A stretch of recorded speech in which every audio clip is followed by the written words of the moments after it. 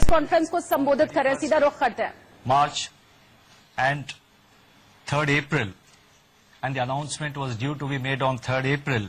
We decided to announce it to 24th, 26th and 27th. Accordingly, the MPC met on 24th, 26th and 27th March and undertook a careful evaluation of the current and evolving macroeconomic and financial conditions, and of course the outlook. I wish to take this opportunity to express my sincere thanks to the MPC members for responding so quickly. I also wish to place on record my appreciation of all the staff and officers of RBI for their excellent cooperation in facilitating this. After extensive discussions, the MPC voted for a sizable reduction in the policy repo rate and for maintaining the accommodative stance of monetary policy as long as necessary to revive growth, mitigate the impact of COVID-19 while ensuring that inflation remains within the target. While there were some differences in the quantum of reduction, the MPC voted by a 4-2 majority, that is by a 4:2 majority, to reduce the policy repo rate by 75 basis points to 4.4%. I repeat, the rate cut decision is 75 basis points, and accordingly the repo rate stands reduced from 5.15% to 4.4%. Simultaneously, the fixed rate reverse repo rate, which sets the floor of the liquidity adjustment facility, that is the LAF corridor, was reduced by 90 basis points. I repeat, 90 basis points to 4%, thus creating an asymmetrical corridor.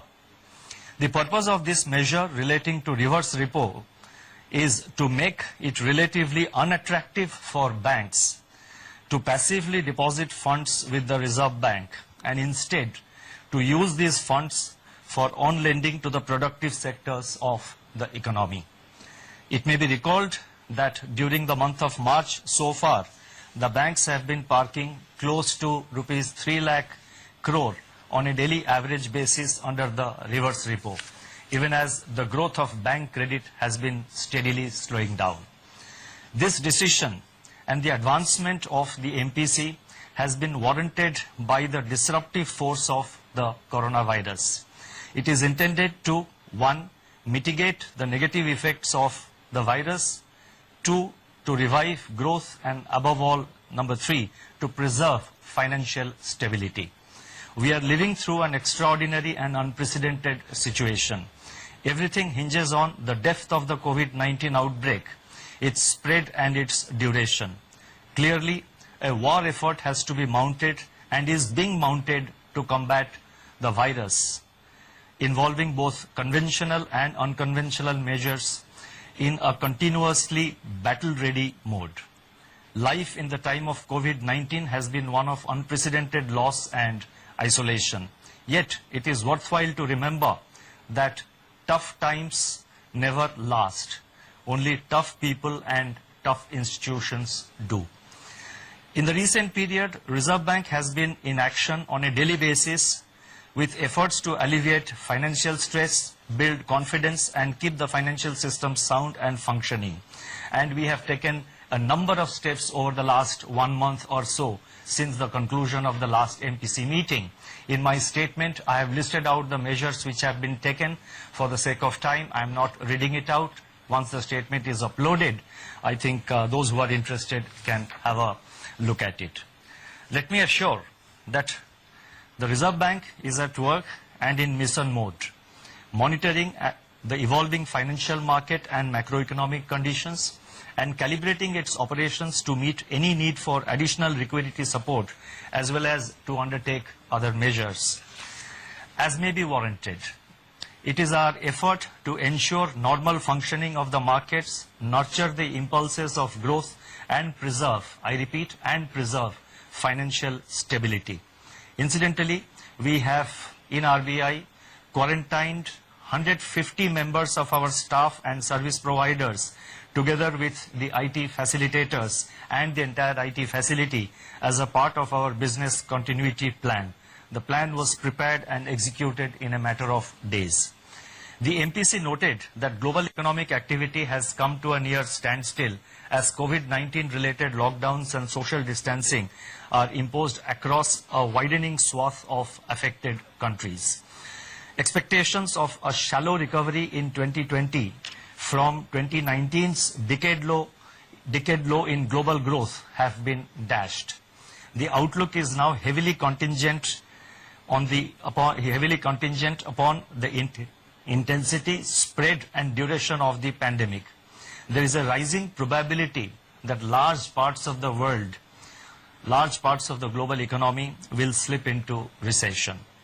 Turning to growth in India, the implied GDP growth of 4.7% in Q4 of 1920 in the second advanced estimates of the National Statistics Office, which was released in February 2020, within the annual estimate of 5% for the year as a whole, is now at risk. As regards the outlook for 2021, apart from continuing resilience of agriculture and allied activities, most other sectors of the economy will be adversely impacted by the pandemic, depending upon, I repeat, its intensity, spread and duration. We have to recognize that the government has taken timely and appropriate measures to contain these three factors, that is to contain intensity, spread and duration. And let us all cooperate with the measures announced by the government to deal with the problem, to prevent the spread of coronavirus, to contain it and win this war. If COVID-19 is prolonged and supply chain disruptions get accentuated, now these are risk factors which I am listing out. It all depends how we respond to the situation. I am just listing out the risk factors. Only time will tell how effectively we have acted as a nation and how effectively we have been able to contain the spread of coronavirus and how effectively we have been able to restrict its adverse impact on our growth. So if COVID-19 is prolonged and the supply chain disruptions get accentuated, the global slowdown could deepen with adverse implications for India. The slump in international crude prices could, however, provide some relief in the form of terms of trade gains. Downside risks to growth arise from the spread of COVID-19 and prolonged lockdowns. Upside growth impulses are expected to emanate from monetary, fiscal and other policy measures and the early containment of COVID-19. As regards inflation, the prints of January and February 2020 indicate that actual outcomes for the quarter are running 30 basis points above our earlier projections. Prolonged lockdowns. Upside growth impulses are expected to emanate from monetary, fiscal and other policy measures and the early containment of COVID-19. As regards inflation, the prints of January and February 2020 indicate that actual outcomes for the quarter are running 30 basis points above our earlier projections, reflecting the onion price shock. Looking ahead, food prices may soften even further under the beneficial effects of the record food grain and horticulture production, at least till the onset of the usual summer uptick. Furthermore, the collapse in the crude prices could work towards easing both fuel and core inflation pressures depending on the level of pass-through to the retail prices. As a consequence of COVID-19, aggregate demand may weaken and ease core inflation further. Heightened volatility in financial markets could also have a bearing on inflation. Given this heightened volatility, unprecedented uncertainty and extremely fluid state of affairs, projections of growth and inflation would be heavily contingent on, as I earlier said, the intensity, spread and duration of COVID-19. Precisely for these reasons, the MPC decided to refrain from giving out specific growth and inflation numbers because the situation is fast changing and the outlook is extremely uncertain. In fact, this kind of uncertain outlook has never been seen before. And as I mentioned earlier, I would again like to repeat that if we, all of us, every citizen, every person who lives in this country, if we follow the rules, if we follow the advices given by the government and other authorities, then as a country we should be able to win this war against COVID-19, in which case much of the worries that we have in our growth outlook would get considerably reduced. The MPC noted that macroeconomic risks both on the demand and supply side brought on by the pandemic could be severe. The need of the hour is to do whatever is necessary to shield the domestic economy from the pandemic. The Government of India has yesterday announced a number of measures which are expected to provide relief to various disadvantaged sections of the society. The MPC further noted that the Reserve Bank has taken several measures to inject substantial liquidity in the system. Nonetheless, the priority is to undertake strong and purposeful action in order to minimize the adverse macroeconomic impact of the pandemic.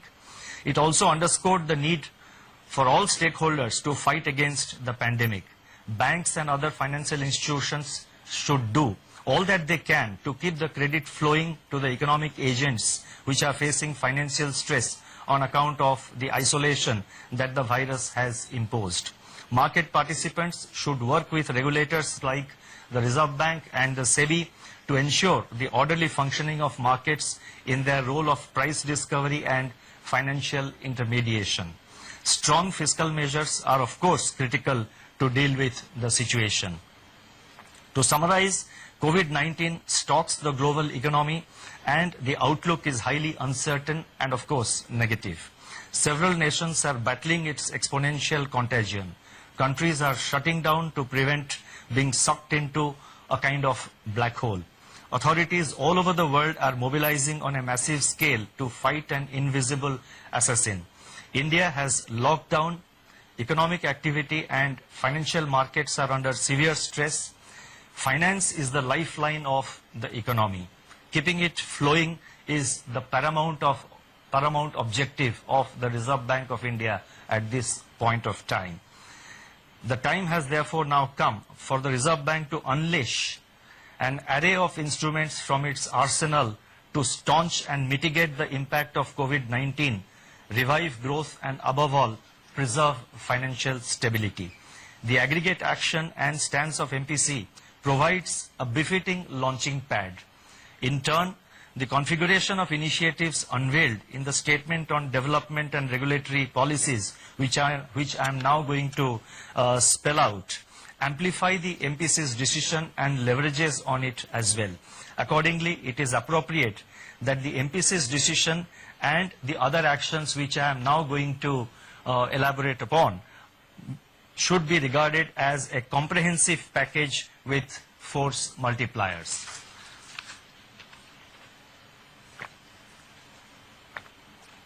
The developmental and regulatory policies can broadly be delineated under 4 categories. First, measures to expand liquidity in the system sizably to ensure that financial markets and institutions are able to function normally in the face of COVID-related dislocations. 2, steps to reinforce monetary transmission so that bank credit flows on easier terms are sustained to all those who have been affected by the pandemic. 3, efforts to ease financial stress caused by COVID-19 disruptions by relaxing repayment pressures and improving access to working capital. And 4, endeavor to improve the functioning of markets in view of the high volatility experienced with the onset and spread of the pandemic. I would announce them in broadly 3 sections. The first section relates to liquidity measures. A multi-pronged approach comprising both targeted and system-wide liquidity provision has been adopted to ensure that COVID-related liquidity constraints are eased. The first announcement relates to targeted long-term repo operations, TLTRO. Let me elaborate further. Large sell-offs in the domestic equity, bond and forex markets have intensified redemption pressures. Liquidity premia on instruments such as corporate bonds, commercial papers and non-convertible and debentures have surged. Financial conditions for these instruments, which are used inter alia to access working capital in the face of the slowdown in bank credit, have also tightened. To mitigate the adverse effects on the economic activity leading to pressures on cash flows across sectors, the Reserve Bank will conduct auctions of targeted long-term repos of up to 3-year tenor of appropriate sizes for a total amount up to rupees 1 lakh crore at a floating rate linked to policy repo rate. Liquidity availed under the scheme by the banks has to be deployed in investment-grade corporate bonds, commercial paper and non-convertible debentures over and above the outstanding level of their investments in these bonds as on March 25, 2020. Eligible instruments comprise both primary market issuance as well as secondary market purchases, including from mutual funds and non-banking finance companies. Investments made by the banks under this facility will be classified as held to maturity, HTM, even in excess of 25% of the total investment permitted to be included in HTM portfolio. Exposures under this facility will also not be reckoned under the large exposure framework. The first auction of rupees 25,000 crores under this arrangement will be conducted later today.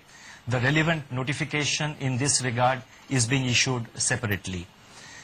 The second announcement under the liquidity measures includes cash reserve ratio, CRR.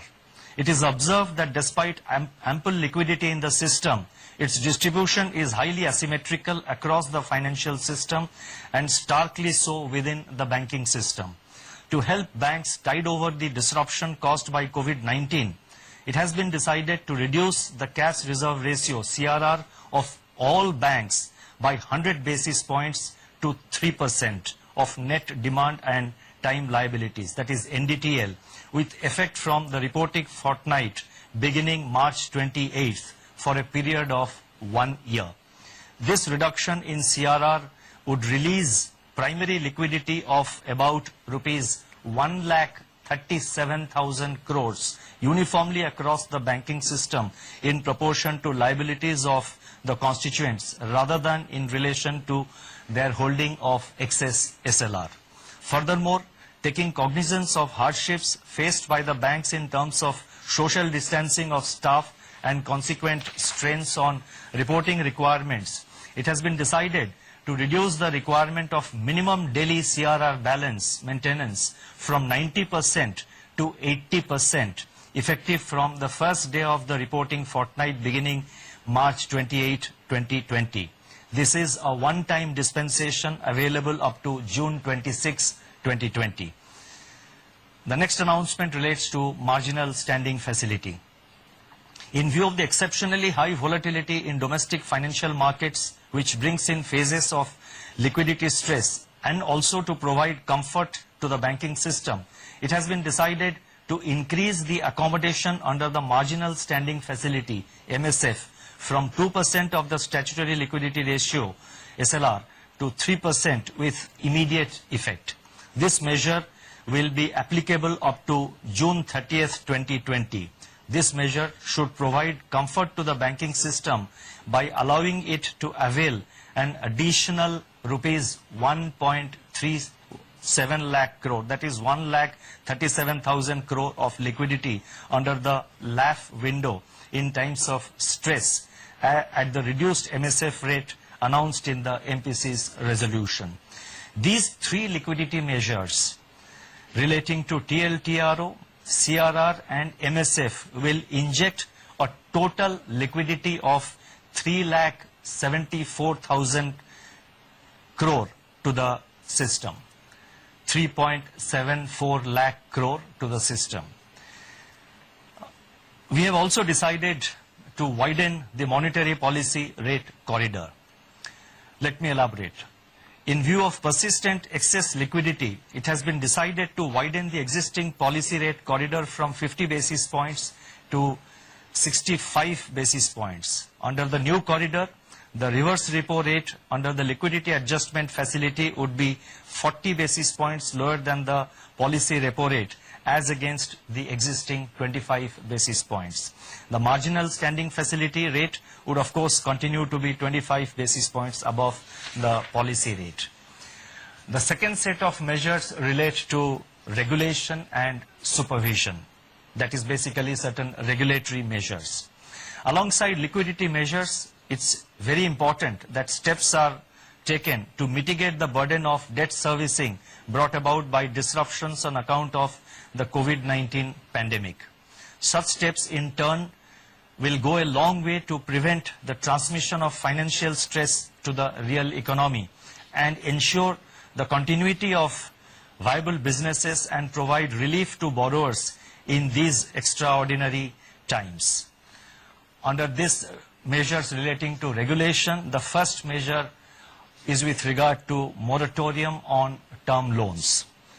All commercial banks, including regional rural banks, small finance banks and local area banks, cooperative banks, all India financial institutions and NBFCs, including housing finance companies and microfinance institutions, that is all lending institutions basically in the system, are being permitted to allow a 3-month moratorium.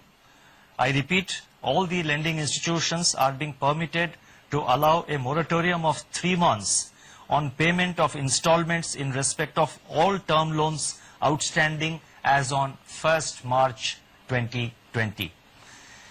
The second measure under this relates to deferment of interest on working capital facilities. In respect of working capital facilities sanctioned in the form of cash credit, overdraft, lending institutions are being permitted to allow a deferment of 3 months on payment of interest in respect of all such facilities outstanding as on 1st March 2020. The accumulated interest for the period will be paid after the expiry of the deferment period. The moratorium on term loans and the deferring of interest payments on working capital will not result in asset classification downgrade. The next announcement relates to easing of working capital financing. In respect of working capital facilities sanctioned in the form of cash credit, overdraft, lending institutions are allowed to recalculate drawing power by reducing margins and or by reassessing the working capital cycle for the borrowers. Such changes, I repeat, such changes will not result in asset classification downgrade. The moratorium on term loans, the deferring of interest payments on working capital and the easing of working capital financing, which I just announced, will not qualify as a default for the purpose of supervisory reporting and reporting to credit information companies by the lending institutions. Hence, there will be no adverse impact on the credit history of the beneficiaries.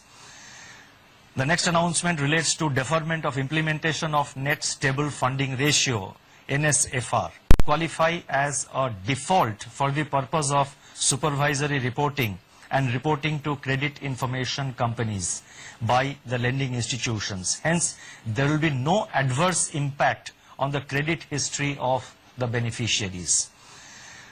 The next announcement relates to deferment of implementation of Net Stable Funding Ratio, NSFR. The Net Stable Funding Ratio, which reduces funding risk by requiring the banks to fund their activities with sufficiently stable sources of funding over a time horizon of 1 year in order to mitigate the risk of future funding stress, was required to be introduced by the banks in India from 1st April 2020. It has now been decided to defer the implementation of NSFR by 6 months to 1st October 2020. Deferment of last tranche of capital conservation buffer, that is the next announcement. The capital conservation buffer, CCB, is designed to ensure that banks build up capital buffers during normal times, that is outside periods of stress, which can be drawn down as losses are incurred during a stress period. Considering the potential stress on account of COVID-19 it has been decided to further defer the implementation of the last tranche of 0.625% of CCB from March 31st, 2020 to September 30th, 2020. With regard to financial markets, that is the third part of the announcement, we are announcing one measure, and this measure basically assumes importance in the context of the increased volatility of the Indian rupee caused by the impact of COVID-19 on currency markets. And this relates to permitting banks to deal in offshore non-deliverable rupee derivative markets, that is basically offshore rupee NDF markets. The offshore Indian rupee derivative market, that is the non-deliverable forward market, that is NDF market, has been growing rapidly in recent times. At present, Indian banks are not permitted to participate in this market, although the benefits of their participation in NDF market have been widely recognized. The time is apposite to improve efficiency of price discovery. Accordingly, banks in India which operate International Financial Service Center, IFSC banking units, that is IBUs, are being allowed to participate in NDF market with effect from June 1st, 2020. Since last MPC meeting and let me now come to the concluding part, and this is very important because I have attempted to give some forward guidance, so I request your patience. Since the last MPC meeting of February 2020, the Reserve Bank has injected liquidity of 2,80,000 crores, 2.8 lakh crore through various instruments, which is equivalent to 1.4% of our GDP. Together with the liquidity measures announced today, RBI's liquidity injection works out to about 3.2% of the GDP. The RBI, I repeat, the RBI will continue to remain vigilant and take whatever steps are necessary to mitigate the economic impact of COVID-19 and preserve financial stability in the country. As I had stated earlier, all instruments, I repeat, all instruments, conventional and unconventional, are on the table. Before I conclude, let me reiterate that the Indian banking system is safe and sound. In recent past, COVID-19 related volatility in stock market has impacted share prices of banks as well, resulting in some panic withdrawal of deposits from a few private sector banks. It would be fallacious to link share prices to safety of deposits. As I have mentioned in my earlier interaction with the media, depositors of commercial banks, including private sector banks, need not worry on the safety of their funds. I would therefore urge members of public as well as various public authorities who have deposits in private sector banks not to resort to any panic withdrawal of their funds. Their funds are safe. In conclusion, let me say that in spite of the very challenging environment, I remain optimistic. It is worthwhile bearing in mind that the macroeconomic fundamentals of the Indian economy are sound and in fact stronger than what they were in the aftermath of the global financial crisis of 2008-9. The fiscal deficit and the current account deficit are now much lower. Inflation conditions are relatively benign.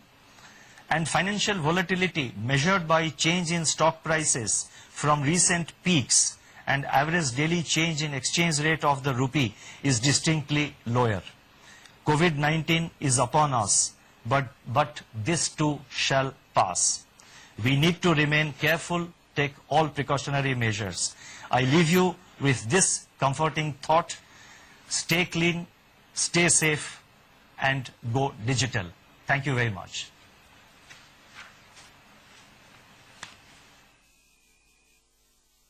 तो corona के बीच में ये बड़ा ऐलान RBI की तरफ से किया गया है, जो कि अर्थव्यवस्था को एक पुश देगा और एक बड़ा बूस्ट यहां पर। और देखिए मार्केट वैसे भी ये उम्मीद लगाए बैठा था कि कोई बड़ी राहत यहां पर होगी और वही राहत आरबीआई की तरफ से यहां पर होती हुई दिखाई दी है। रेपो रेट हो, इसके अलावा रिवर्स रेपो रेट हो, सब में कटौती की गई है। अब आप समझिए बैंक से आपको जो कर्ज मिलता है वो सस्ता होगा, लोन सस्ता होगा, आपकी ईएमआई यहां पर कम हो जाएगी और इसके अलावा मार्केट में लिक्विडिटी बढ़ेगी, कैश की कमी नहीं हो पाएगी। इस 21 दिन के लॉकडाउन के बाद या जब भी कोरोना का पीरियड खत्म होगा तो उसके बाद मार्केट में लिक्विडिटी की कमी नहीं रहेगी और हाथ में अगर पैसा इंसान के रहेगा तो वो खर्च करेगा और खर्च अगर होगा तो इकोनॉमी को एक अच्छा बूस्ट मिल पाएगा। और जो मंदी का दौर हो सकता है जिसकी आशंका जताई जा रही है और आरबीआई ने भी जिसकी आशंका जताई, उससे शायद उबर पाने में हमें बहुत ज्यादा राहत मिलेगी। मेरी सहयोगी बरखा शर्मा इस वक्त जुड़ रही है न्यूज रूम से मेरे साथ, जो आपको एक बार फिर से तफसील से बताएंगी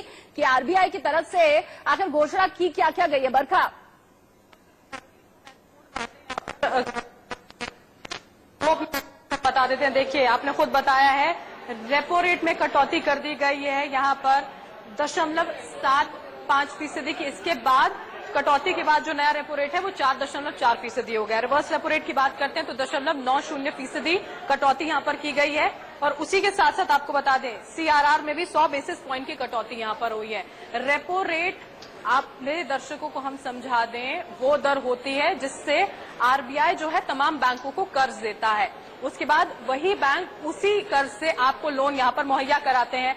अब जब यहाँ पर इसमें कटौती की गई है तो हम आपको बता दें तमाम वो लोग जो आस लगाए यहाँ पर बैठे थे, होम लोन, कार लोन, तमाम तरह के जो लोन हैं उनकी ईएमआईज जो है वो यहाँ पर सस्ती हो जाएंगे। और इसी के साथ साथ जो बहुत महत्वपूर्ण बात है वो ये यहाँ पर शालिनी कि जो टर्म लोन है उसमें अगर 3 महीने तक, अगले 3 महीने तक ईएमआई नहीं दी जाएंगी लोगों की वजह से तो उस पर किसी तरह का कोई जुर्माना यहाँ पर नहीं लगेगा। बेहद महत्वपूर्ण बातें हैं तमाम ये लोगों के लिए जो अपनी ईएमआई चुका रहे हैं। नजरें लगातार आरबीआई की इस प्रेस कॉन्फ्रेंस पर इसीलिए बनी हुई थी और तमाम महत्वपूर्ण बातें यहाँ पर कही गई शक्तिकांत दास की ओर से कि देखिए कोरोना का ये समय है, अर्थव्यवस्था पर बहुत असर पड़ रहा है, मंदी का दौर आ सकता है, लेकिन असर अर्थव्यवस्था पर बहुत लंबे समय तक नहीं रहता है। इस बात का भी जिक्र उन्होंने यहाँ पर किया। उसी के साथ साथ जो कल प्रेस कॉन्फ्रेंस यहाँ पर की गई थी वित्त मंत्री की ओर से उसका भी जिक्र उन्होंने किया, जो राहत पैकेज का ऐलान यहाँ पर किया गया है। लेकिन जो रेपो रेट में कटौती की गई है उसके बाद जो ईएमआईज में यहाँ पर कमी आएगी उससे जो राहत मिलने वाली है यहाँ पर लोगों को वो बेहद महत्वपूर्ण यहाँ पर हो जाती है। शालिनी, बिल्कुल बरखा, और सीआरआर का भी जिक्र करना यहाँ पर बहुत जरूरी हो जाता है। कैश रिजर्व रेशियो जो एक तय रकम आरबीआई को देना होता है उसके पास रखना होता है बैंक्स को, अब उसमें 100 बेसिस पॉइंट की कमी कर दी गई है। तो इसका मतलब ये कि पैसा अब बैंक के पास रहेगा, लिक्विडिटी बैंक के पास अगर रहेगी तो वो और लोगों को कर्ज दे सकता होगा। और बाकायदा आरबीआई ने कहा कि इस फैसले से 3.74 लाख करोड़ नकदी मार्केट में आएगी। तो बरखा, ये बहुत बड़ी राहत है आम लोगों के लिए। बिल्कुल बहुत बड़ी राहत है शालिनी यहाँ पर कि जिस लिक्विडिटी का यहाँ पर आपने जिक्र किया है, जो रिवर्स रेपो रेट में कटौती की गई है 0.9% की बेसिस पॉइंट्स की यहाँ पर, उससे बहुत ज्यादा फायदा यहाँ पर मिलेगा। लिक्विडिटी जो तरलता होती है वो यहाँ पर लगातार बनी रहेगी। देखिए आम आदमी के लिए बहुत बड़ी राहत की यह खबर है मौजूदा स्थिति को देखते हुए, क्योंकि वो लगातार ये देख रहा है कि कैसे कैसे असर अर्थव्यवस्था पर इसका पड़ता जा रहा है। उसी के साथ साथ हम आपको बता दें यहाँ पर यह भी कहा गया है कि जो बैंक्स हैं वो ये सुनिश्चित करें कि लोगों के पास पैसे की कमी यहाँ पर ना हो। और उसी के साथ साथ तेल की गिरती कीमतों का जिक्र भी यहाँ पर किया गया, उसका फायदा होगा ये भी यहाँ पर कहा गया है। और किस तरह से इसका सीधा सीधा असर आम जनता पर पड़ने वाला है इन तमाम फैसलों का, वो भी यहाँ पर देखने वाली बात होगी शालिनी। बरखा, लेकिन ये एक कोशिश मात्र है, तमाम तरह का बूस्ट देने की कोशिश सरकार की तरफ से। आपने देखा कल भी किस तरह से राहत पैकेज का ऐलान किया गया और उसके बाद आज भी जिस तरह से कई छूट और कई तरह की घोषणाएं आरबीआई की तरफ से किया गया। लेकिन एक अंदेशा भी बरखा इसके अंदर छुपा हुआ दिखाई दिया, क्योंकि शक्तिकांत दास ने बात साफ तौर पर कही कि अभी पूरे विश्व की अर्थव्यवस्था के ऊपर एक आशंका के बादल मंडरा रहे हैं और हो सकता है कि भारत की इकोनॉमी के ऊपर भी इसका असर पड़े। तो ये एक जो छोटी सी बात कही गई है शक्तिकांत दास की तरफ से, इसके ऊपर भी गौर करना बेहद जरूरी होगा बरखा। बिल्कुल, उन्होंने जिक्र किया है यहाँ पर बार बार, वो तमाम ऐलान यहाँ पर करते रहे शालिनी। और साथ ही साथ उन्होंने ये भी कहा कि जीडीपी पर इसका असर पड़ने वाला है। और ये जो आकलन है ये कोरोना की मार जब देश पर पड़ने लगी, दुनिया पर पड़ने लगी, तो ये आकलन अर्थव्यवस्था को लेकर, जीडीपी को लेकर लगातार किए जाते रहे हैं। और शक्तिकांत दास ने कहीं ना कहीं इशारा कर दिया है कि अगले 3 महीने जो हैं वो अर्थव्यवस्था के लिहाज से इतने आसान यहाँ पर नहीं होने वाले हैं। लेकिन आरबीआई की ओर से, सरकार की ओर से तमाम जो कदम उठाए जाने चाहिए वो लगातार उठाए जाएंगे। इसीलिए उन्होंने ये भी कहा कि आगे आने वाला जो वक्त है उसमें भी आरबीआई की ओर से कोई ऐसे फैसले लिए जा सकते हैं जिनसे यहाँ पर जनता को और ज्यादा राहत मिले। क्योंकि देखिए आप शालिनी, रेपो रेट का जब हम जिक्र कर रहे हैं तो इतिहास में पहली बार हुआ है कि इतनी ज्यादा कटौती यहाँ पर रेपो रेट में की गई है, क्योंकि जो मौजूदा स्थिति है उसकी गंभीरता को समझते हुए ही ये फैसला लिया गया है। बिल्कुल ताकि बिल्कुल। और लॉकडाउन शक्तिकांत दास ने भी ये बात कही कि ये जो संकट आया हुआ है इसके ऊपर भी किसी ने सोचा नहीं था, ये भी आपातकालीन संकट है और ऐसी स्थिति में आरबीआई की तरफ से जो भी संभव कदम उठाए जाने थे उनके ऊपर शक्तिकांत दास ने गौर किया, बाकायदा मीटिंग बुलाई गई, इसके ऊपर गौर किया गया और तमाम तरह की राहत इस वक्त इंडस्ट्री के लिए, आम आदमी के लिए दी गई। बहुत शुक्रिया बरखा। लेकिन देखिए गौर करने वाली बात यह भी है कि शक्तिकांत दास ने ये बात भी साथ में जोड़ दी कि अब बैंक इस बात का ख्याल रखे कि लिक्विडिटी की कमी ना हो, आम लोगों तक इसकी राहत पहुंचे। अब बस इंतजार इसी बात का है कि शायद आज शाम तक बहुत से बैंक, जिसमें एसबीआई जो सबसे बड़ा हमारा बैंक है, वो ये राहत आगे ग्राहकों